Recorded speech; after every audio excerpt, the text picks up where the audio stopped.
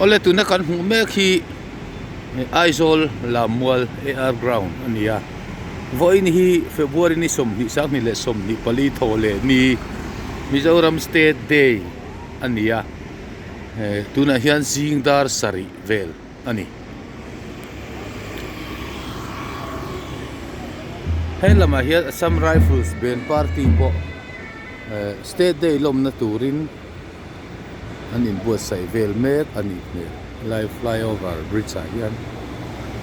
lo khat thup mai kal po kal tlang thei lawa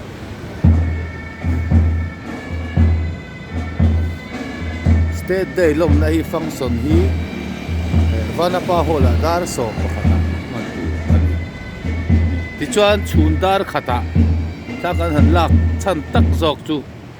State Day of Prayer ania voin hi Mizoram Sarkar ZPM Sarkarin trong trai na niatan buanga mangdona lomom me ro pui khop maya chumi chung chang chu kan soi lok do na ni ti khan alam mu alam kha chu anin buat sai na khan akal ni maya chot nudar ni atran turan niya ti kan kal zel do na ni khai hei pual ba ta po dammo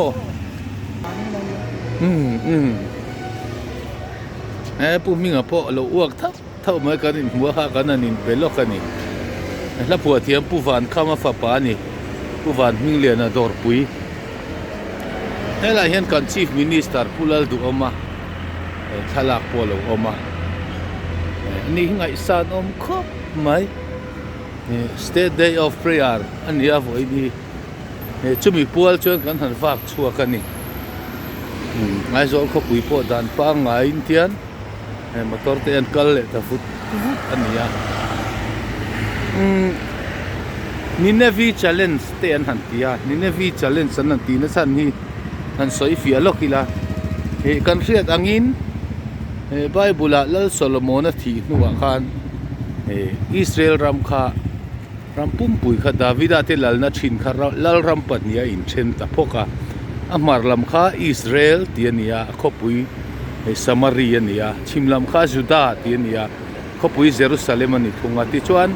Israel lal ram mar lam kha Assyria in run run ta ni sala ta taka huai dar vek ani mai ti chuan Assyria khopui chu Nineveh khani ta ti chuan nam sual tak mai an nia Nineveh chu zona te po khana ho em a pathianin vatlang au tura ti po khan Nineveh khana kal thadu lawa ape hel na kha zonga ma se fa au ta voi khat awa au khan Nineveh ko khan an lal nen sai ipon sinin an sima an tong traya ti tiang chuan an ram chu pathianin ati dam le ta ni ti tiang chuan Nineveh challenge santi om zia chu Nineveh khuwa kha kan thuk ve do nem kan ram hian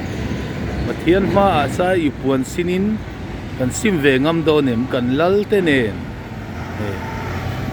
sim na thin lungpu in kan om ve ngam do nem ti kha Nineveh challenge om zia chu ani mela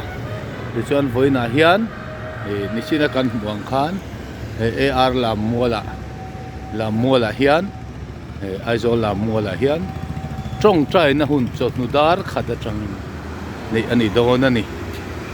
heta tel tur hian zofa zong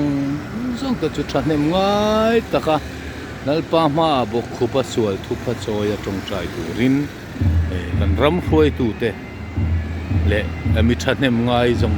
ten min so fek ani akha kanan soi thei ani idu to phot mayang